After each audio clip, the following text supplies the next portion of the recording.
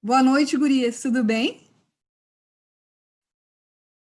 Boa Então, noite, Sayonara. Boa noite, Iris. Boa noite, boa a noite. todos os que estão aqui agora nos acompanhando, né, que tenhamos uma boa noite de conversa com essas duas pessoas que a gente teve o prazer de conhecer na caminhada da vida da gente, né? Primeiro dizer que a live hoje, ela vai discorrer sobre um tema que particularmente, para mim, é de grande importância, porque eu sou mulher, né?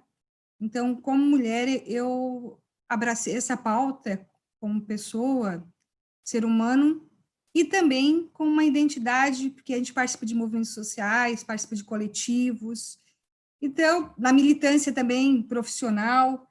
Então, achei por bem fazer uma conversa sobre violência contra a mulher. Nos locais onde eu trabalhei, me deparei com alguma situação de violência, independente se é adulto, infantil. Então, eu estou aqui muito confortável no sentido de ter possibilidade de estar conversando com vocês. E primeiro agradecer, então, a presença de vocês hoje aqui comigo, tá? Fique bem à vontade, fique como se estivesse na casa de vocês. E vocês estão em casa, né? Mas se a gente estivesse, assim, num grupo conversando, né? Quer dizer, então, que essa live vai falar sobre a questão da violência, porque hoje está se falando muito da violência por causa da crise social, econômica, que faz com que as pessoas fiquem em casa. A gente tem estatísticas que falam que esse isolamento causou o aumento de denúncias nos 180, 190, eu disse que 180, né? E, então, isso chama a atenção da sociedade para um problema sério. Só que esse problema não é uma questão que vem por causa da pandemia, ela já está existente há muito tempo e os movimentos feministas no Brasil e no mundo já fazem essa discussão de termos políticas públicas que discutam o problema da violência contra mulheres, dizer que o Brasil é o quinto país em números de homicídios, a cada 2 horas uma mulher morre no Brasil, então nós temos que parar para fazer essa discussão. Casos vêm a público falando de números de violências, de estupro, e isso deixa nós mulheres e homens, né, a sociedade como um todo. Os homens também ficam indignados com a situação que está acontecendo. Os nossos parceiros, as pessoas que têm consciência e que trabalham no movimento de igualdade, que valoriza a questão de termos uma sociedade igualitária. Então, nada mais salutar, importante a gente fazer essa discussão no dia de hoje, na noite de hoje. E, para isso, o universo conspirou para que eu conversasse com uma pessoa muito especial, que me acompanha já há algum tempo. Nós duas estávamos no dia que foi formado o coletivo Filhas da Luta, né? E o Filhas da Luta de Aranguá se deve muito à presença dela como advogada, não como advogada somente, mas como uma mulher militante do movimento 8M, que é a Iris Gonçalves Martins, que é natural aqui de Aranguá, advogada feminista e licenciada em filosofia. Iris, eu quero dizer que eu passei 10 anos na universidade lecionando essa disciplina. Não foram completamente os 10 anos, mas nesses 10 anos, a questão da filosofia. E só tem, então, a engrandecer a noite, né? Olha só, nós temos uma advogada feminista e licenciada em filosofia. Então, ganhamos o prazo, né? Vai ser uma noite maravilhosa. E a Iris, ela vem, durante esses anos, desde da formação do coletivo, meio que fazendo uma assessoria, de vez em quando ela vem aqui, ela faz uma conversa conosco, chama atenção para alguns pontos, nos assessora. Então, conversei com a Iris se ela poderia estar falando conosco sobre a questão da violência e como tem sido o trabalho dela para a gente amadurecer um pouco mais, né, gente? Ter um pouco mais de informação para a gente melhorar a nossa realidade. E a outra convidada da noite é a Vitória Souza, que me permite chamar de Vicky, né? A Vitória conheci ainda como uma amiga da minha filha. Eu tenho uma filha mais velha, que também é a mais velha, que é advogada. Então, através da Sara, eu conhecia a Vicky. E a gente olha pela forma como ela levou a trajetória da vida dela, uma profissional que se especializou, que todo dia vem se dedicando a essa pauta que é a questão da violência contra a mulher. Então, a Vicky, ela é psicóloga com ênfase em psicologia social e atua no Previps, Núcleo de Prevenção à Violência e Promoção da Saúde de Criciúma. Então, a noite hoje promete muito com a fala de vocês. Eu só queria dizer que eu vou procurar aqui dar atenção às pessoas que estão ouvindo, né, de trazer mensagens. Eu vou acompanhar se alguém quiser fazer algum tipo de pergunta. Ao final, nós vamos ter um momento para responder, se a gente puder responder para quem não estiver ouvindo, tá bom? E nós vamos fazer o seguinte momento, tá, Iris e Vicky? A gente vai dar, assim, uns 20 minutos para cada uma falar sobre o tema, e depois a gente faz um bate-bola, né? Uma conversa. Pode ser assim? Então, tá. Nesse momento, então, eu passo a palavra à minha amiga, companheira, militante, mulher feminista. Iris, explica para nós, advogada, feminista, o que vem a ser? E aí tu discorre o teu conhecimento e esclarece para nós se é importante estar nós discutindo essa pauta hoje, na noite de hoje, violência contra a mulher. Seja bem-vinda, a palavra é tua, tá? Certo, Sayonara. Sayonara, eu conheci na Pastoral da Juventude, gente. Olha, faz muito tempo. Então, eu queria primeiro dedicar esse trabalho de hoje a uma mulher brasileira que vai ser morta enquanto a gente estiver aqui conversando, né? Porque se uma mulher morre a cada 2 horas no Brasil, digamos que a gente vai estar aqui durante 2 horas, a gente vai ter um feminicídio no território brasileiro. Então, eu queria dedicar esse trabalho a essa mulher. Eu não sei o nome dela, não sei em que estado ela está, mas nós vamos ter, infelizmente, esse quadro. Então, partindo daqui, dessa dedicatória dessa noite de hoje a essa mulher. Eu queria agradecer a Sayonara pelo convite, né, e pela confiança e pelas palavras muito amáveis aí do começo.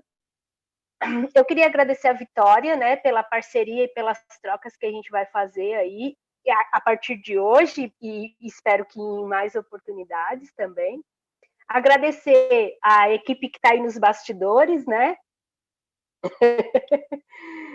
E agradecer aos ouvintes pela disponibilidade, pela paciência de estar nos ouvindo. Falar sobre a honra, né, de ter recebido esse convite e a alegria de fazer essa fala hoje. Eu queria trazer uma fala de uma companheira minha, a Elaine Salas, que no vídeo de abertura do 8M do ano passado disse: ser mulher no Brasil tem um agravante, porque a gente tem uma política de Estado que é de destruir as nossas vidas enquanto trabalhadoras, enquanto seres pensantes e enquanto pessoas militantes. Então, essa fala da Elaine, ela traz muito a realidade das mulheres brasileiras, né? Nós temos uma política, um Estado que propaga políticas contra nós, contra nossos corpos, apesar dos avanços da legislação que a gente tem e que eu vou falar um pouquinho sobre isso, né? Vou falar um pouquinho rapidamente sobre a minha história. Eu sou de Araranguá, como a Sayonara já disse. Em março de 2002 eu me formei em Direito na Unisuaí e vim para Florianópolis naquele ano para tentar a vida na capital, né? Meio que não deu certo, continuo tentando, mas estamos aí. E aí, em 2012, eu queria fazer outra graduação, ingressei no curso de filosofia e fiquei lá pelo CFH durante 8 anos, transitando lá e descobrindo que a filosofia não ia responder as perguntas que eu tinha, que eram as perguntas que as mulheres me traziam no escritório, né?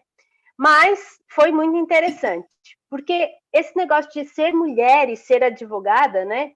Eu gostava muito de direito penal, mas eu fui trabalhar com direito de famílias, no escritório que trabalhava direito de famílias. E nesse trabalho eu descobri, né, que a imensa maioria que procura o escritório para a vara da família são mulheres.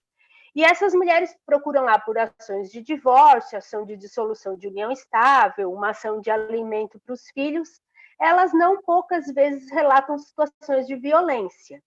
Então, o que eu costumo dizer, né? De 10 mulheres que me procuram, 9 passaram alguma situação de violência. Não é à toa que ela quer um divórcio, né? Não é à toa que ela quer se separar de um agressor, né? Não poucas vezes. Aí, se a gente der mais uma apertadinha, a gente vai descobrir que 10 dessas 10 mulheres passaram por alguma situação de violência. Então, essas demandas é que me empurraram para discutir e entender um pouco melhor o que era o fenômeno da violência contra as mulheres. E aí eu fui fazer uma graduação para tentar achar essas respostas, não encontrei na filosofia, mas encontrei no CFH, né, que é o Centro de Formações de Humanas, e que fomenta essa discussão através de inúmeros congressos e seminários, e tem lá os laboratórios, e tem o IEG, né, o Instituto de Estudos de Gênero, que faz, dentre milhares de coisas, tem a Revista de Estudos Feministas, tem o Fazendo Gênero, que é o IEG que banca. Então, essa discussão sobre o feminismo e sobre a situação das mulheres conseguiu me dar algumas respostas, né? Porque eu vou trabalhar com um exemplo aqui. Por que uma mulher fica 10, 20, 30 anos num casamento sofrendo violência? Isso o direito não responde. A filosofia também não responde. Mas os estudos de gênero respondem, né? Ou tentam responder, né? Então, foi muito rica essa minha circulação entre essa discussão. Então, a ideia é essa: o que é ser uma advogada feminista, né? É superar alguns entendimentos machistas, porque isso eu acho que não é novidade para ninguém, que o judiciário brasileiro, né, é machista, branco, heteronormativo, né, homofóbico, né? Não. Nós temos promotor de justiça que impugna casamento gay, então por aí se vai, né? Então a ideia é essa, né? Superar esse entendimento do judiciário, desse judiciário, e trazer para esse judiciário teses feministas, teses que colocam a mulher no centro da questão, né? Eu vou dar um exemplo para ficar mais claro. Por exemplo, uma cliente me procurou e uma ação de alimentos. E nessa ação de alimentos,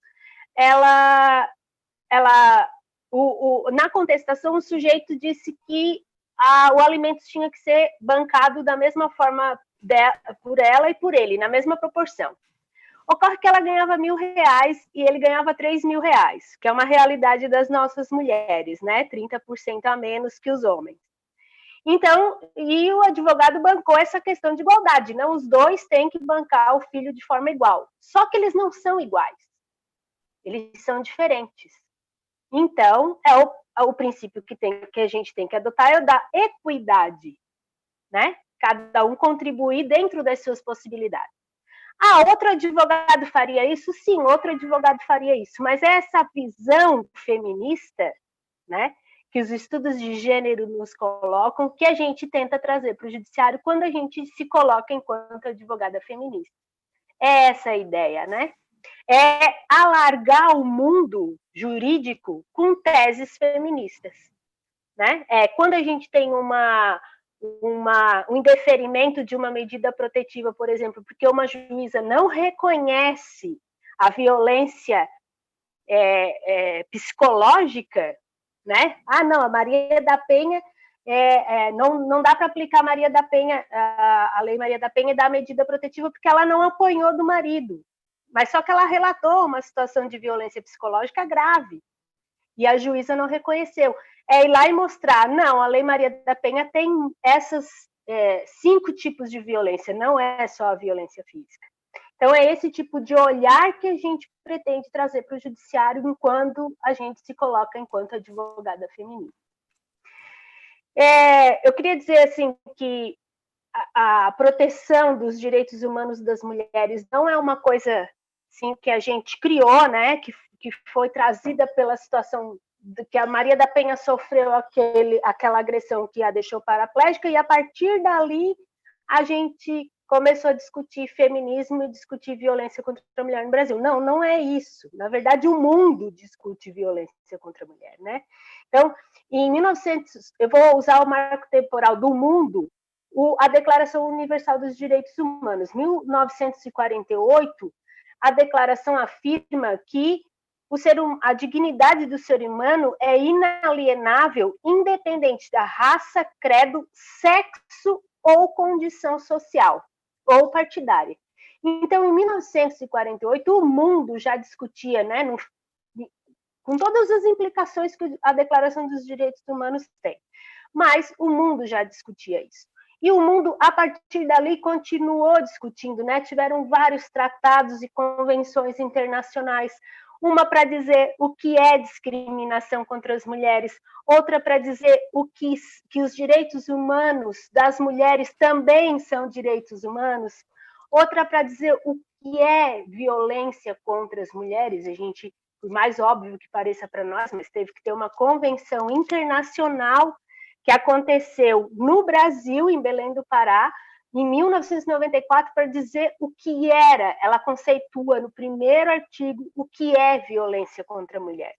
Então, em fóruns internacionais, isso vinha sendo fomentado, né? No ano 2000, 191 países que eram membros da ONU naquele ano instituíram os 8 compromissos para melhorar o destino da humanidade. E dentre esses compromissos estava a igualdade entre sexo e a valoração das mulheres. Em 2000, a gente está com esse compromisso que 191 nações assinaram, e dentre elas o Brasil, né?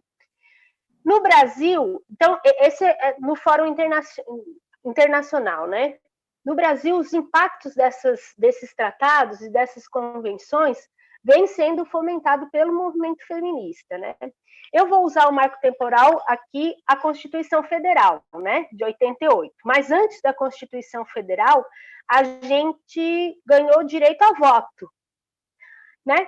Eu costumo brincar nas minhas palestras, por que a gente reclama tanto, né? Que as pessoas dizem, vocês já até votam, desde 1934 vocês já até votam, né? Então, em 34 a gente passou a votar, em 1940 entrou a exceção ao aborto legal no Código Penal, em 1985 foi feita a criação das delegacias das mulheres, e aí em 88 a Constituição diz que todos são iguais perante a lei.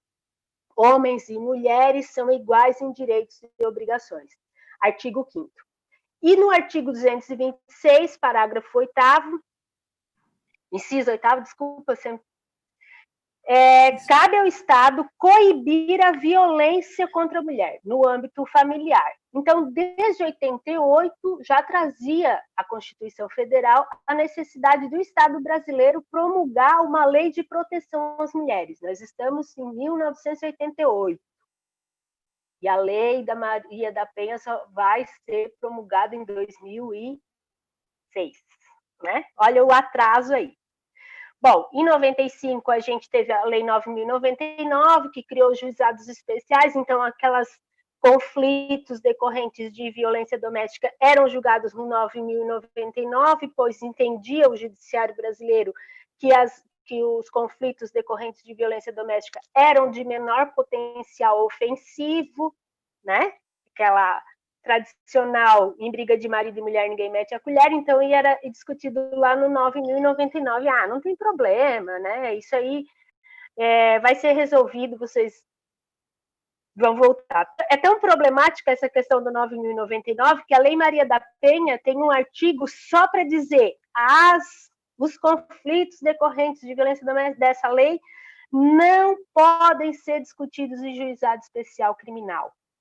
E cria, né? E daí em 2006, a Lei Maria da Penha cria o Juizado Especial de Violência Doméstica, que é para discutir esses conflitos e não ser mais discutido no Juizado Especial Criminal. Em 2009, a gente tem uma mudança significativa no Código Penal para incorporar, né, o atentado ao pudor ao crime de estupro. E aí, em 2012, a gente tem a discussão. Em 2012, teve um volume muito grande assim, de legislação. A gente teve a discussão da anencefalia, né, que o Supremo decidiu que, então, entrava como exceção do aborto a questão do feto anencéfalo. Tem a Lei Joana Maranhão, que trata da prescrição do crime de estupro. Tem a Lei Carolina Dickmann, que trata sobre a extorsão, né, com dados que decorrem de eletrônicos, né, computador e telefone. E aí, em 2013, a gente tem a 12.845, que é a lei do minuto seguinte, que é a lei do atendimento das vítimas de violência sexual. Eu queria deixar um desafio aqui para os nossos ouvintes, que é dar uma pesquisada no projeto de lei 6055, de 2013. O que é esse projeto 6055? Depois a gente pode botar ali na descrição. O que é esse projeto e quem são os coautores desse projeto? Tá? Fica aí como desafio. Em 2015, entra, então, em vigor a Lei 13.404, que é a Lei do Feminicídio. A Lei do Feminicídio não cria um tipo penal novo. Na verdade, ela só qualifica o crime de homicídio, dizendo que o crime cometido contra a mulher, por razões do sexo feminino, passa a ser crime hediondo e tem um acréscimo na pena, né? E em 2018 a gente teve a lei da Polícia Federal, que passa, né, a Polícia Federal passa a investigar os crimes cometidos na internet. E em 2018 a 13.718, que é a lei da importunação sexual, que tira lá do estupro os atos libidinosos cometidos sem violência, né? Ou sem grave ameaça.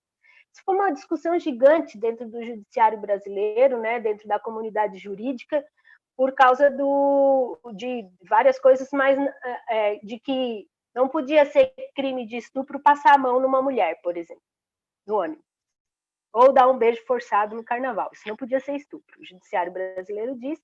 E aí julgava como importunação, né? Uma simples incomodação. Aí, em 2017, aconteceu o caso do estuprador do ônibus, né? Que ejaculou no pescoço de uma moça. E aí? Isso é estupro? É grave ameaça? Apontar um pênis para uma pessoa é grave ameaça? O juiz disse que não, porque ela estava dormindo, então ela não viu que ela estava sendo ameaçada. A comunidade jurídica enlouqueceu e as feministas também, né? E aí surgiu a lei da importunação sexual, que prescreve como crime, sim, de 1 a 5 anos a pena para a importunação sexual. Isso é uma das últimas legislações de proteção que a gente tem aí. E a Lei Maria da Penha, né? Que eu passei a Lei Maria da Penha em agosto de 2000, porque a Lei Maria da Penha dava só ela dava outra live, né, Sayonara? Porque ela tem muitas coisas assim para a gente discutir, inclusive as alterações que estão acontecendo com ela, né? Que algumas já foram, que o governo Temer não deu, né? Vetou, e que agora no governo Jair Bolsonaro foram promulgadas. Então a gente tem que cuidar se essas alterações, essa discussão deveria estar acontecendo com o movimento feminista, nessas alterações, mas não estão. Então, se de fato essas alterações são alterações positivas ou são um desmonte e dá uma fragilidade à lei. A gente precisa discutir isso, que a lei é muito importante, a lei é muito... inclusive, vários países copiam a nossa lei, né? Considerada uma das terceira melhor lei do mundo. Se pudesse, de forma, assim, me permite, Iris, só pontuar uns pontos, assim, principais que na tua avaliação, da importância que tem a lei na questão da proteção para as mulheres vítimas de violência. Algumas medidas protetivas, por exemplo.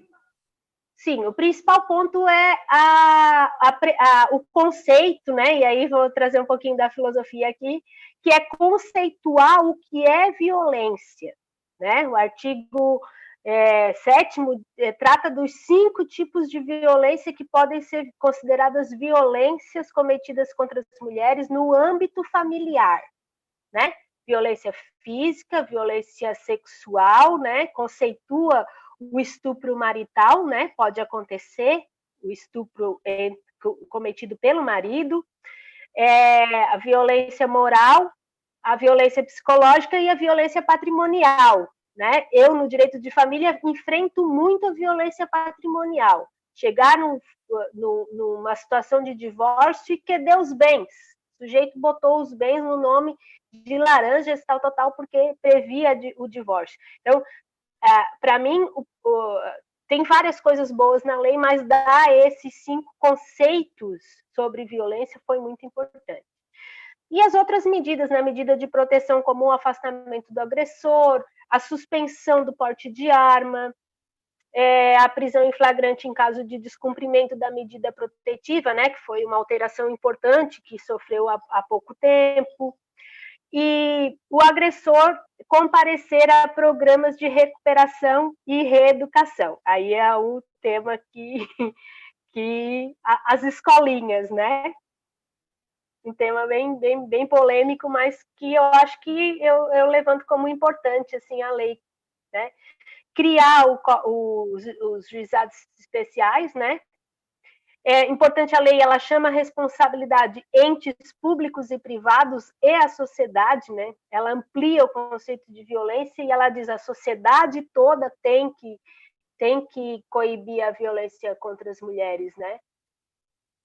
Eu acho que esses são os principais pontos, assim, mas tem mais, né? Tem a questão da funcionária pública poder se caracterizar da violência, poder pedir transferência para uma outra comarca, né? Acho bem importante a lei e poderíamos passar uma noite aqui só conversando sobre ela. Eu queria dizer, aí para finalizar, que já falei 20 minutos, mas que nós temos violências cometidas no âmbito particular, né, que são as cometidas descritas na Lei Maria da Penha, no âmbito da família, né, mas nós temos muitas violências cometidas no âmbito público, né, como as importunações sexuais, né, sair na rua e levar cantada, né. É engraçado, aqui em São José eu não sofro muito isso, mas em Araranguá eu não consigo ir caminhar na Vila São José e não receber uma cantada na rua, assim, de uma pessoa que passa de bicicleta, eu não me conformo com isso. Então, isso é importunação sexual, né? E as violências institucionais, né, cometidas contra as mulheres, né? E eu acho que é importante levantar que o Estado também comete muitas violências, né? E a proibição do aborto no Brasil é uma delas, né? A manutenção do aborto como crime, porque o aborto no Brasil ele está em lugar errado, né? Ele está no crime e na verdade ele é um direito, né? Ele é um direito em vários países desenvolvidos do mundo, o direito de interromper uma gestação não desejada. Então, no Brasil, ele está no lugar errado. Isso é uma manutenção de uma violência institucional cometida contra nós mulheres, contra nós pessoas que temos útero, né? Temos que incluir aí os homens trans. E as violências cometidas na política, né? Eu acho que a subrepresentação das mulheres nos espaços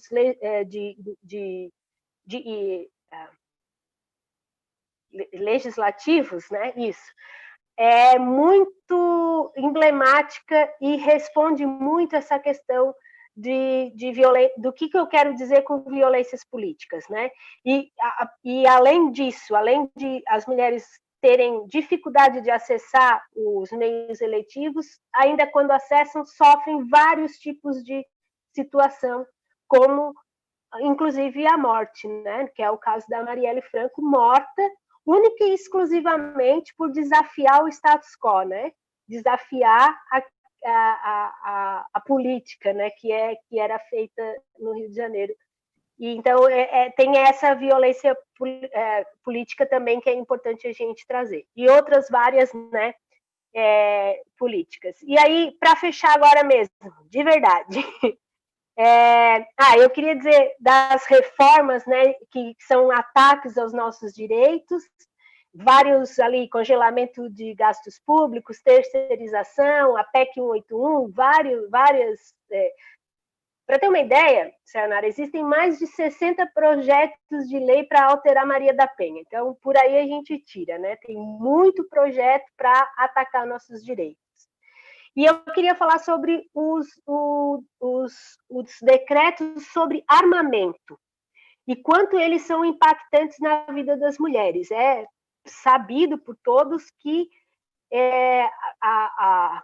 o acesso a armas só vai intensificar a violência contra as mulheres. E aí, porque essa é uma pergunta recorrente, né? Então vamos dar arma para as mulheres se proteger. Então eu quero trazer o desafio, outro desafio, que é o caso da sargenta Regiane, morta em Forquilinha. Uma mulher que tinha acesso a armas e que, inclusive, é uma sargenta, não é uma policial militar qualquer, né? Então, ela tinha um treinamento acima da média da polícia e foi morta pelo seu ex-marido e provavelmente não conseguiu sacar sua arma para se proteger. Então, fica aí o desafio e para esse debate da descriminalização das armas. E a minha sugestão aqui para a gente encerrar é formação. Nós precisamos formar as mulheres. Nós precisamos que as mulheres leiam mulheres e que as mulheres leiam mulheres negras. É isso. Meu Deus, passei 5 minutos. E tu vai voltar, Iris, porque tu vai falar do 8M um pouquinho, né? Mas pegando esse gancho da Iris, na questão de ter a necessidade de um sistema público de proteção e da discussão da desigualdade social, de gênero e racial que nós estamos, eu passo a palavra para a Vitória fazer a sua explanação, Vitória. Como tu vê, como profissional da área da psicologia, né? Então, vamos dizer assim, da saúde mental como um todo, essa questão da violência contra a mulher no momento atual, principalmente que nós estamos vivenciando. Então, a palavra está contigo, tá, Vitória? Certo, boa noite novamente, Sayonara, Iris, um prazer estar aqui com vocês, né? Quando a Sayonara veio me convidar para essa live, eu fiquei pensando, assim, o que eu poderia contribuir e mediante, né, isso que a Iris traz e mediante também a trajetória que eu conheço de atuação da Sayonara, que eu sei que nesse momento está se concentrando nas redes, mas é uma pessoa dos movimentos sociais, né, uma pessoa que vem construindo uma trajetória importante, assim, e eu não podia deixar de estar aqui, mesmo que setembro seja um mês aí desafiador para a saúde mental, porque é um mês que a gente recebe muitas demandas, mas eu entendo que esses espaços, né, são espaços importantes para a gente seguir falando desses temas que são delicados, né, porque eu não... Mesmo que a gente fale sobre violência, eu não acredito que seja fácil de falar sobre violência. E no cotidiano do trabalho em saúde, a Sayonara também esteve aí por muito tempo nesse campo, a gente sabe que existe uma banalização da violência, enquanto um aspecto, um agravo de saúde, assim, né? Não é considerado um agravo de saúde significativo para muitas pessoas, a violência doméstica, a violência contra as mulheres de modo geral.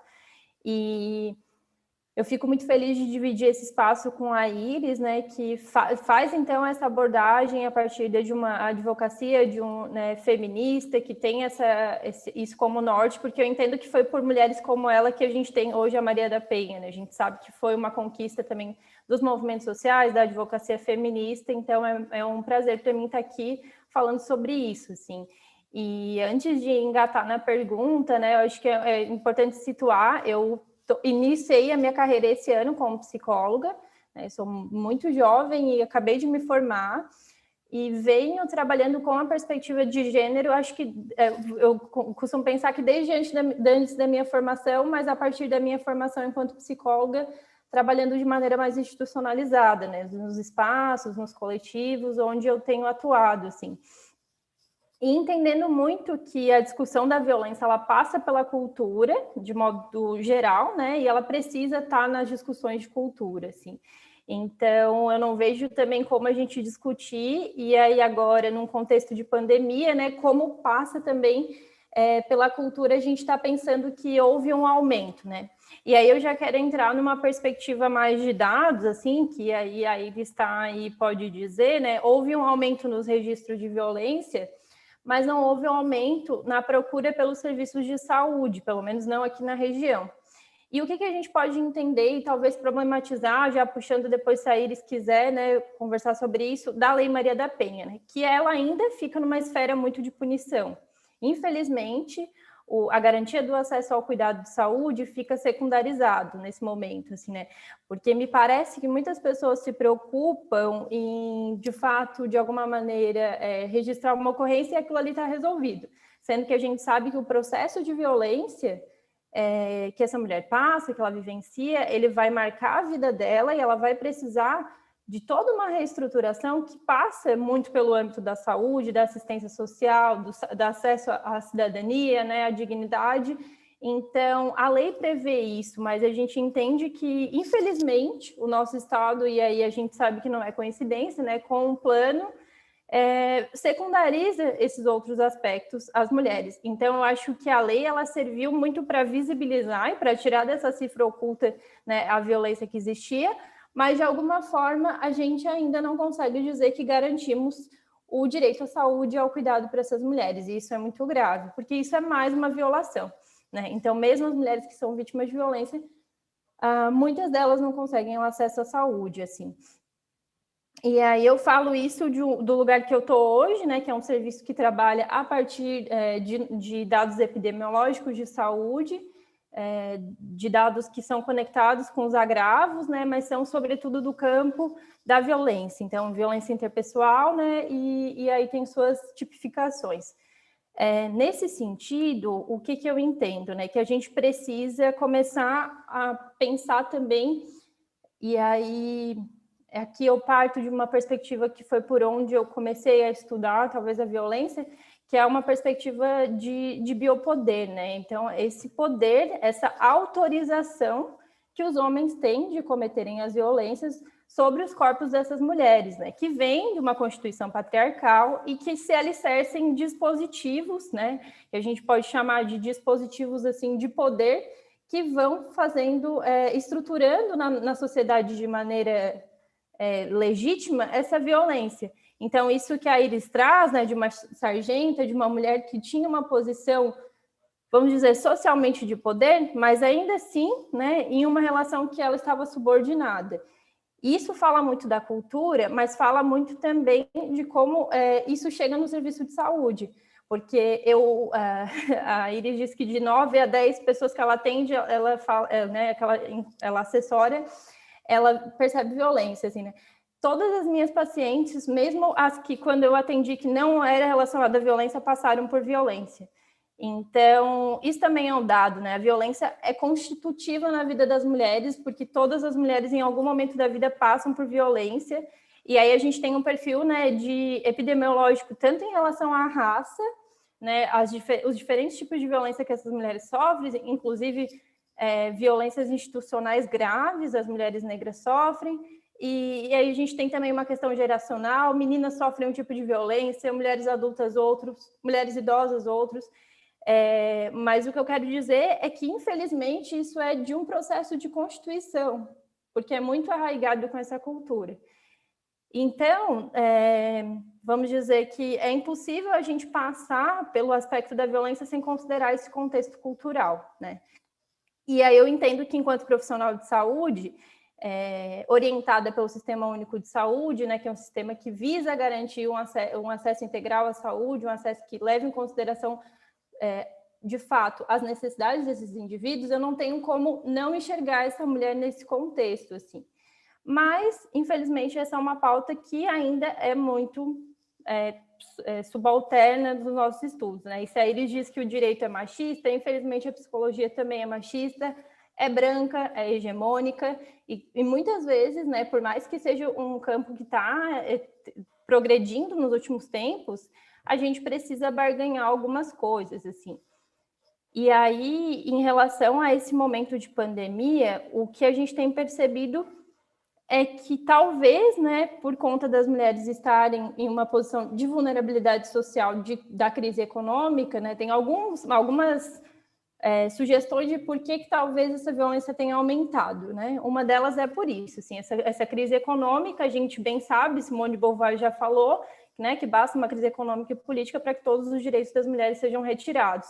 E a gente tem vivenciado isso nesse momento, assim, né? Então, no âmbito da saúde, nós tivemos ano passado uma aprovação de uma portaria que foi um retrocesso, porque ela obrigava os serviços de saúde a notificarem para a polícia quando a mulher sofreu uma violência. E aí, né, trabalhando por uma perspectiva da psicologia feminista, a gente não pode querer obrigar essa mulher a denunciar a violência, porque muitas vezes ela precisa entender o processo para depois conseguir denunciar, né? É um processo posterior. O que a gente precisa é primeiro garantir o cuidado. E isso também imbricava muito no processo de sigilo de confiança que essa mulher poderia ter no profissional de saúde que estava acolhendo essa demanda. E aí isso, felizmente, foi revogado, né, por uma série de pressões populares, movimentos sociais, mas, infelizmente, esse ataque, esse retrocesso que a Iris também comentou, isso vem fortemente no âmbito da saúde e, sobretudo, no âmbito do corpo do direito, aliás, no campo dos direitos do corpo da mulher, né? Então, é nisso que incide e é nisso que são passíveis essas violências institucionais que estão agora em processo de realmente aplicar um retrocesso em curso, assim, né? Então, isso é muito grave. E, enquanto profissional de saúde, eu fico muito preocupada quanto o nosso trabalho pode ser prejudicado por conta desses retrocessos que estão nesse campo, né? Então, é uma questão que eu também fico pensando, assim. E eu acho que eu perdi a pergunta da Sayonara, se quiser repetir para me lembrar. Não, que tu pudesse pontuar dentro da tua área de atuação hoje, como é que está esse movimento, o que faz o trabalho? Porque, olha só, depois até a gente pode, depois da tua fala, a Iris pode também já emendar, mas se nós tivermos núcleos de atenção em saúde, isso é importante, o quanto isso é importante, o quanto isso causa impacto, né? E para as pessoas que estão em alguma situação de violência, a se sentirem empoderadas, por palavra, né? Eu queria encontrar outra, mas assim, tiver confiança de procurar um serviço, por exemplo, né? Sendo que a unidade de saúde tem que ser a porta de entrada, tem que acolher isso. Quanto mais rápido a mulher ser atendida, mais nós vamos poder resolver, né? Dessa questão da proteção. Queria que tu problematizasse isso em decorrência da tua experiência hoje. Certo. Então, assim, no espaço que eu tô, né, ele é um espaço de porta de entrada também, focalizado nas violências, mas tá vinculado à atenção primária de saúde no município, né? E a gente recebe todas as notificações de violência que chegam no sistema de saúde. Então, todas passam pela nossa investigação, pela nossa análise, pela nossa sistematização de dados, né? E aí, um primeiro ponto de por que é importante esses serviços especializados, que foram instituídos através de portarias também, que não tem em todo lugar, é porque com isso a gente gera estatística, né? A gente gera dados que vão respaldar políticas públicas. Então, acho que um primeiro ponto é visibilizar a violência para que a gente consiga barganhar políticas públicas de enfrentamento, assim, né? Porque é muito recente, se a gente for parar para pensar, o campo de atuação de políticas públicas de enfrentamento à violência, assim, né? Numa linha temporal é recente. Então, a gente conseguir comprovar, através das estatísticas, que é necessário esse enfrentamento, tirar isso de uma subnotificação, tirar isso de uma invisibilidade, é importante para garantir, primeiro, né, nesse campo da macropolítica. E aí, nas nossas relações mais micropolíticas, é importante porque nesse serviço tem equipes capacitadas, multiprofissionais, né, assistentes sociais, psicólogos, enfermeiros, que são capacitados para lidar com a escuta da violência, porque isso é importante também de falar, né? Não é todo mundo que ouve sobre violência. ou melhor, não é todo mundo que quer ouvir sobre violência, né? A violência, ela fala daquilo que também nos horroriza, né? Nos machuca, nos deixa muito incomodados. Então, a escuta qualificada da violência, ela é por si só reparadora, né? O sujeito que chega num serviço de saúde, seja qual ele for, e ele consegue ter uma escuta qualificada, ali ele já começa um processo de reparação psíquica, assim. Então, nesse sentido, é muito importante para as pessoas que são vítimas de violência conseguir ter essa escuta. E aí, um outro aspecto importante do serviço que eu estou é essa reparação estatal da violência também, porque a gente também é responsável por fazer isso, assim, né? Entendendo que o problema, a epidemia de violência contra as mulheres é um problema de saúde pública e que o Estado brasileiro precisa se responsabilizar através das articulações intersetoriais e principalmente no setor de saúde, assim, né? Então, é uma devolutiva também do Estado no sentido de garantir que essas mulheres tenham acesso a um acompanhamento, a uma escuta qualificada, né, que elas consigam se organizar para, aí sim, se for do desejo de prosseguir com uma denúncia, se for do desejo de sair, né, desse ambiente de agressão, enfim. E aí, claro, então, eu estou falando aqui de mulheres adultas, né, com o fluxo de violência com a criança, daí já é um pouco diferente, assim, né, com as meninas que a gente também atende, mas daí o Conselho Tutelar é mais atuante nesse sentido, né? Porque eu acho que ficou muito em voga por conta, né, dessa adolescente de 10 anos que sofria, né, a violência sexual e que engravidou do agressor, a temática da violência na infância, assim. E aí a gente precisa se atentar para isso, assim, né? Para como também as políticas hoje, elas estão revelando esse discurso, né?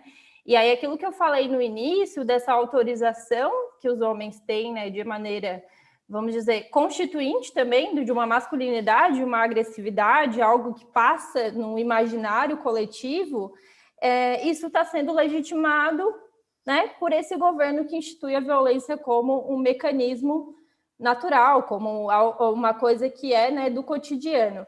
E aí a gente vê que pode ser que essa resposta, esse agravo, né, no meio de uma pandemia, tenha a ver com isso também, né, do quanto a gente esteja autorizando a violência a partir desses movimentos que estão sendo feitos de maneira mais coletiva, mas que o tempo todo reverberam nas nossas estruturas individuais, assim, né. Então, o que a gente tem pensado enquanto saúde, assim, enquanto núcleo que garante esses atendimentos, é de alguma maneira falar sobre isso mesmo, assim, né? De trazer cada vez mais a fala sobre a violência, sobre a importância de fazer esse fluxo, mesmo quando a mulher não quer, né, fazer a denúncia, porque eu acho que depois a Iris também pode comentar, é muito comum que a mulher, por algum tempo, não queira fazer a denúncia, né? Esse ciclo da violência que acaba levando a mulher, muitas vezes, a se arrepender por conta de uma mudança, vamos dizer, temporária no comportamento daquele agressor, que passa a ser uma pessoa dócil, né, por algum tempo, e depois reincide a violência, faz com que essa mulher, por muito tempo, muitas vezes não consiga denunciar. E aí nós, serviços de saúde, entramos justamente na possibilidade de reconstruir psiquicamente isso que foi destruído pela violência, de alguma maneira, né? Estruturar a autonomia dessa mulher, para que quando ela queira e se ela quiser, ela possa fazer a denúncia, prosseguir com os outros encaminhamentos, assim. Então, eu acho que resumindo para finalizar também, que a gente atua muito nessa constituição de empoderamento, de uma autonomia, né, respeitosa nesse processo, entendendo que a mulher é o sujeito principal nesse processo, mesmo que muitas vezes a gente tenha vontade, né, de alguma forma denunciar por ela, enfim, e aí a gente faz isso quando a gente avalia que existe um risco muito grande, mas de modo geral a gente respeita e propicia que ela possa, então, ter ferramentas, né, físicas, psíquicas, porque a gente também atua de maneira intersetorial, então o CREAS é um grande parceiro, no sentido de muitas vezes, né, poder garantir esse subsídio, para que então ela consiga romper com essa violência e sair desse ciclo, assim. Então, é um trabalho que eu diria que ele é complexo, né, porque ele lida com a violência, que é um tema complexo. mas é um trabalho que é feito no cotidiano, feito na nossa prática. O que a gente mais utiliza é o nosso próprio corpo, a nossa própria escuta e a disponibilidade para oferecer um lugar seguro, né, para essa pessoa poder falar sobre aquilo que lhe ocorreu, falar sobre aquela violência que ela passou. Então, acho que é mais ou menos por aí. Daí, depois, se eu não tiver respondido, tu pode retomar que eu vou respondendo. Tá tranquilo, Vicky. Eu acho que é por aí o caminho. É ter uns serviços que possam oferecer atendimento às pessoas. No caso, a questão da violência às mulheres.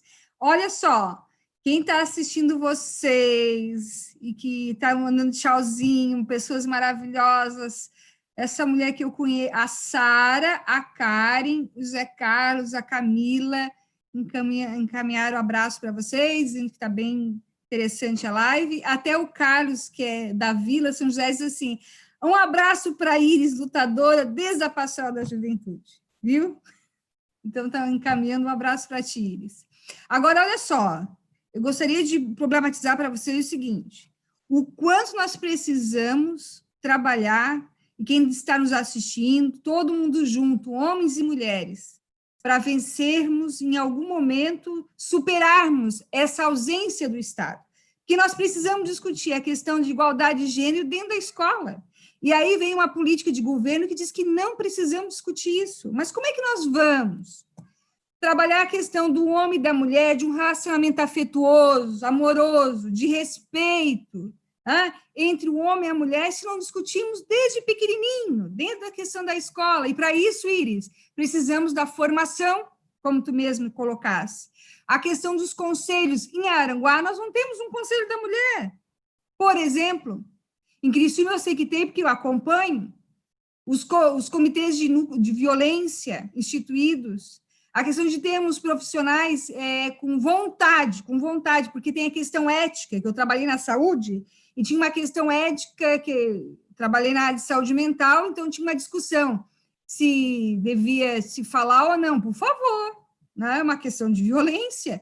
Então, até isso permeia as relações profissionais que temos que estar nos debruçando para falar sobre isso. Iris, fala um pouquinho para nós desse teu movimento de construção, da questão de políticas que eu digo de inserção de mulheres, que somos nós mulheres que vamos ter que levantar essa bandeira junto com os nossos parceiros homens, mas eu creio que as mulheres têm um grande desafio, porque nós geramos filhos e temos que proteger eles da questão da violência.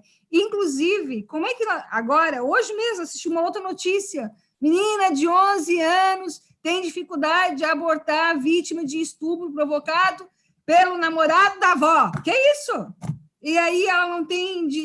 ela percorreu para poder ter acesso a isso. Não tem portaria que garante uma segurança para essa criança, sendo que a Vitória falou de estatística, tem estudos, para isso tem a ciência, para isso tem as universidades que se debruçam a pesquisar, a estudar sobre esses problemas. Não é eu, não é nenhuma pessoa aqui, nós temos que incentivar, nós temos que melhorar os serviços que apontam os problemas para nós, para a gente ter um pouco de esperança e fazer uma sociedade melhor, não é, Iris? Então, Sayonara, eu acho muito importante o fortalecimento de políticas públicas, de instituições, dos conselhos, né, a reestruturação dos conselhos, mas eu voto muito nos coletivos, eu tenho muita esperança com o coletivo, porque os coletivos reúnem mulheres que escolhem sobre uma pauta. Eu vou dar um exemplo, né? Lá na filosofia, quando a gente entrou, a gente não discutia filósofas mulheres, como se elas não existissem. E elas existem, né? A Vitória citou a Simone de Beauvoir, e são milhares de filósofos. Então, o que a gente fez? A gente fez um coletivo para discutir filósofas mulheres. E esse coletivo resultou numa disciplina que chama Filosofia e Gênero. E essa disciplina foi para a pós-graduação da filosofia. E, decorrente disso, nós temos na UNPOF um grupo de discussão de gênero sobre mulheres na filosofia. E gerou a Rede Feminina feminista de mulheres filósofas. Quer dizer, então tem desdobramentos os coletivos, né? Os coletivos podem pedir políticas públicas, pode reivindicar, pode ter cadeira nos conselhos, né? É muito importante a participação dos coletivos de mulheres, porque às vezes tem, sei lá, uma associação de moradores, e aí reúne lá um grupo de mulheres para fazer, sei lá, trabalho manual. Nesse trabalho manual, nessa conversa, nessa participação, nesse estar junto, vão surgir situações de depoimento de violência. E esse coletivo pode, primeiro, ajudar essa mulher, né, individualmente, mas também reivindicar a questão coletiva, né? Então, eu voto muito na questão dos coletivos, da importância dos coletivos de mulheres, né? Do movimento de mulheres. E aí entra o 8M, e aí entra a Frente Catarinense pela Legalização do Aborto, que são espaços que a gente deu aí, ajudou a construir inicialmente, né?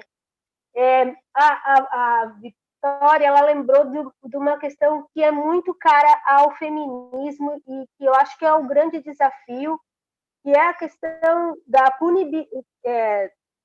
dessa discussão entre punitivismo, né, que todas essas leis nos dão, e a questão do abolicionismo penal, que inclusive é um tema da Angela Davis, uma filósofa estadunidense que discute a questão do abolicionismo penal. Então, por que eu até tenho colocado sempre nos espaços que eu faço, que a gente tem que fazer também essa discussão, o movimento feminista também tem que fazer essa discussão. Porque quem são os homens que são punidos quando nós estamos com uma situação de violência, né? O moço que estuprou a menina de 10 anos, que, né, decorreu dela uma gravidez, deu 4, 5 horas para ele ser preso. Enquanto o Aranha, que é um moço que estuprou a Mariana Ferrer dentro de uma boate aqui em Florianópolis, está solto. Né? Então, quer dizer, quem é um homem branco, né, e rico, e o moço lá foi preso em questão de horas e a cara dele já estava na internet com um discurso punitivista e justiceiro e pedindo castração física.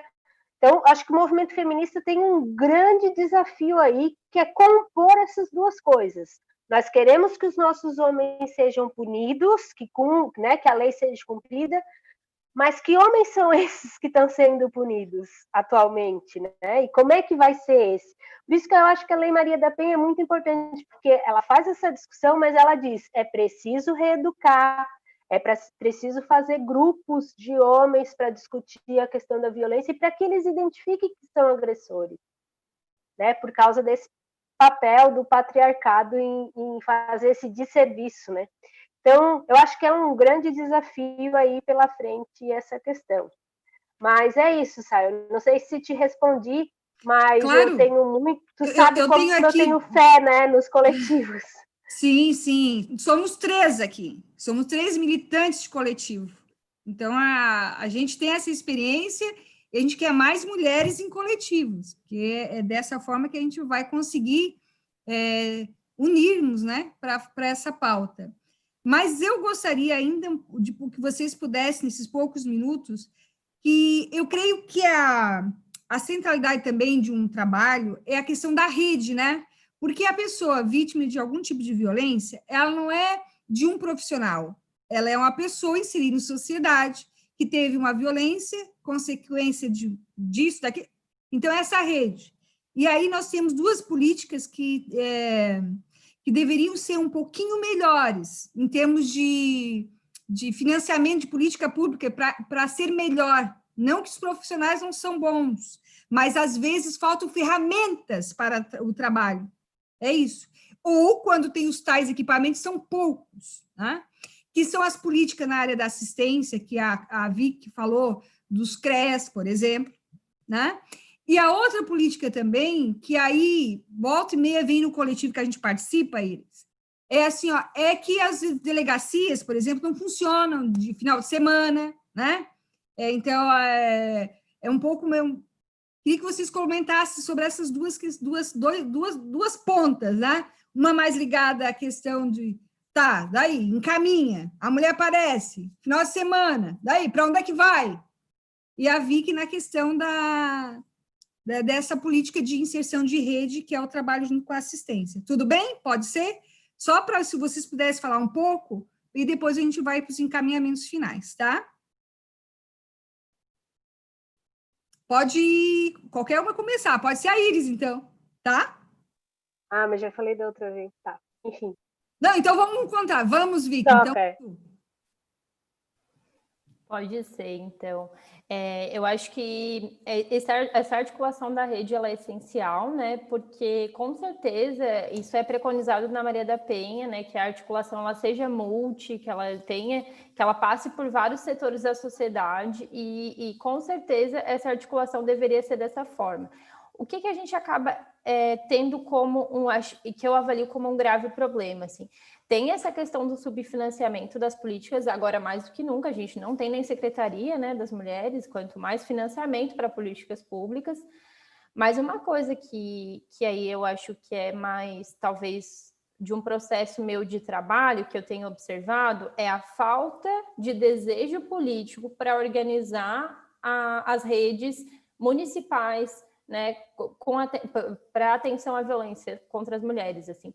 Então, tem muitas coisas que é mais de organização dos serviços e de articulação com aqueles entes que são implicados, né, na garantia desse direito e na reparação dessas violações do que propriamente um investimento público. E aí, isso para mim esbarra muito nessa dificuldade, acho que, primeira, de entender a complexidade da violência e essa subrepresentação das mulheres nos espaços de decisão, né, que tem a ver com isso que a gente estava falando, assim, é um negócio que ele acaba retroalimentando, né, um machismo institucional que não prevê uma política pública centrada na garantia dos direitos das mulheres, assim.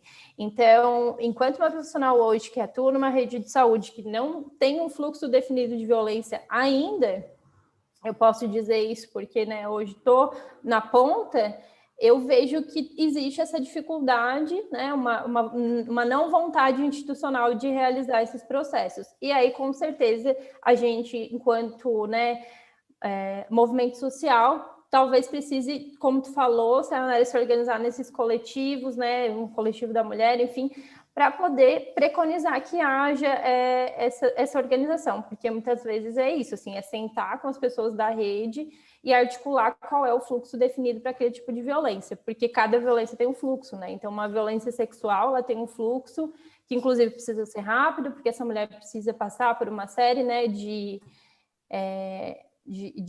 ela precisa passar por uma série de exames, testes, enfim, para saber se está tudo bem, para depois, daí sim, ela fazer a parte, por exemplo, de denúncia. Então, é mais importante garantir a integridade física dela do que necessariamente a denúncia num primeiro momento, assim. Então, dentro disso, o que eu acho que é importante dizer é que a violência contra a mulher, como um agravo de saúde, ela rompe um paradigma biomédico e é por isso que muitas pessoas têm dificuldade, talvez, de olhar para isso, assim, porque ela não é um problema que a gente pode olhar de maneira unilateral, né? Ela é multidisciplinar, ela é multifacetada, ela é intersetorial e ela precisa ser enfrentada em rede. Então, acho que tem esses dois processos, assim, tem o desmonte público e coletivo que vem se estruturando nos últimos anos, né, depois do golpe, principalmente, que, de fato, desmonta o financiamento dessas políticas, e tem também, de ordem legislativa, uma má vontade, uma má gestão desses processos de violência enquanto um agravo de saúde. Então, eu acho que também não existe uma receita pronta, mas é a gente começar a tensionar alguns pontos e se organizar para garantir algumas coisas que às vezes são mais acessíveis até do que a gente acha que sejam, assim, porque é mais, às vezes, uma organização do serviço, né, uma discussão intersetorial do que propriamente um investimento físico, assim. Então, essa é a minha perspectiva, um ponto de vista que vem do lugar onde eu estou. Eu imagino que não sejam todos os lugares que é assim, mas, né, do meu local de fala e local de trabalho no momento é uma observação que eu faço, assim.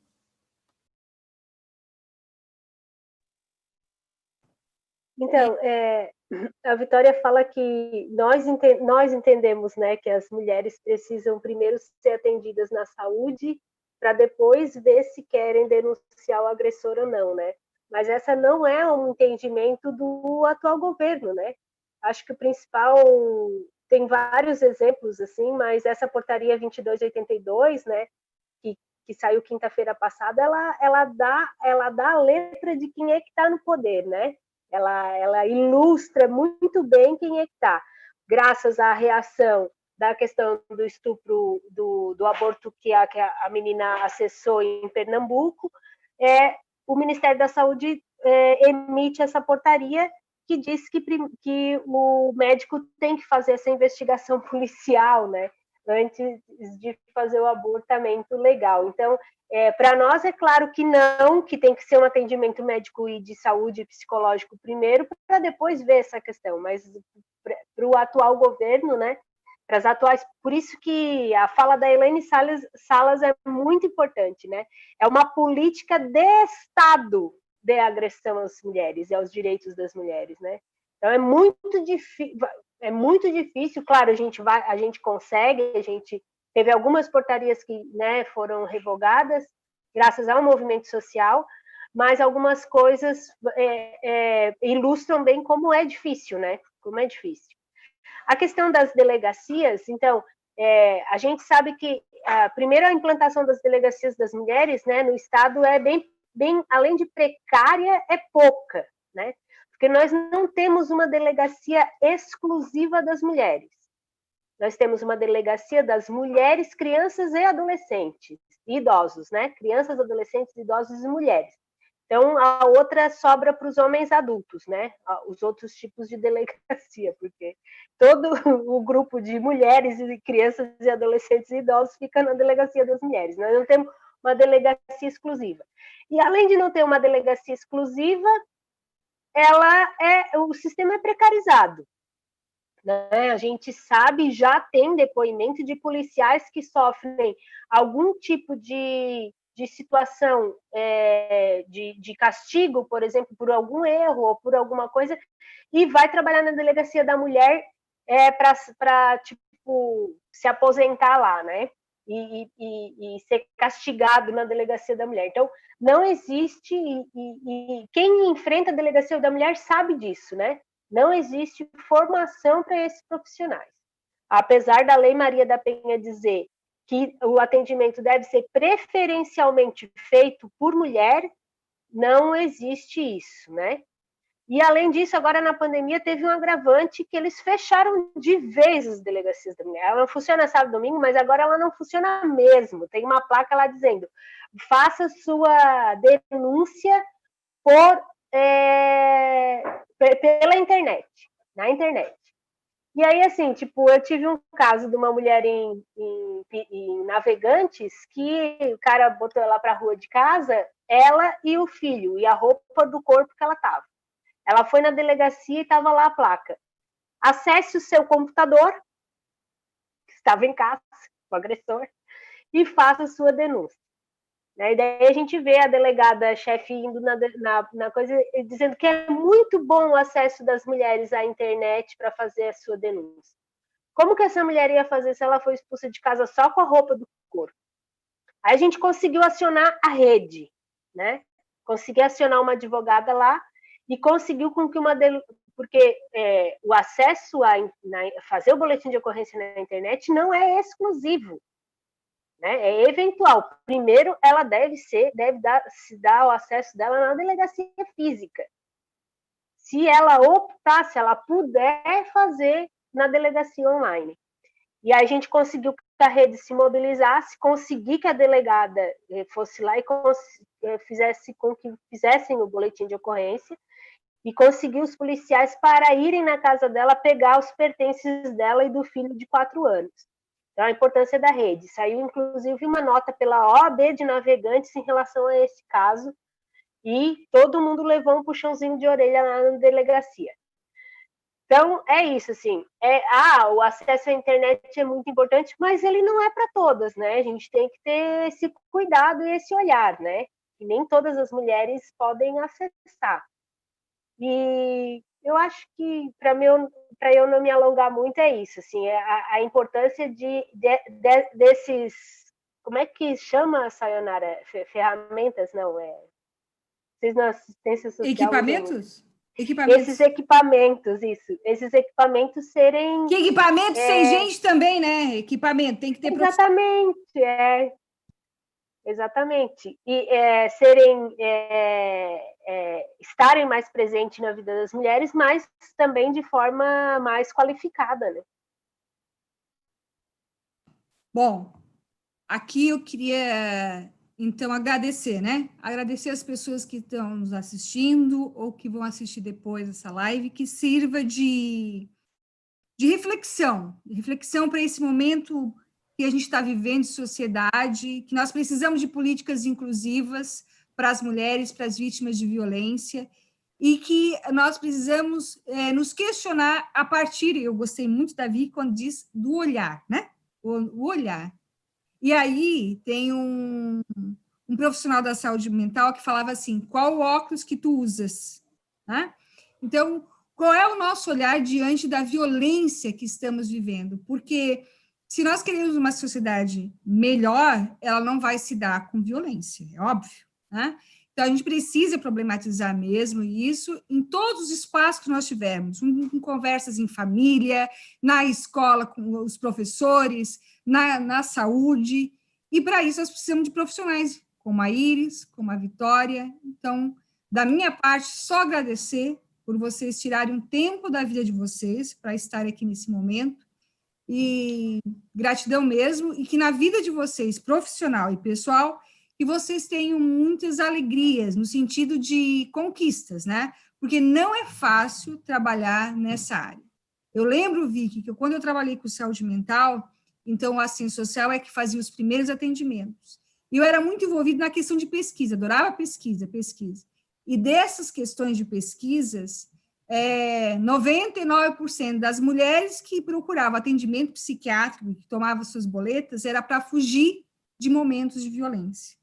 Então, a gente precisa estar falando sobre isso na área da saúde. Né?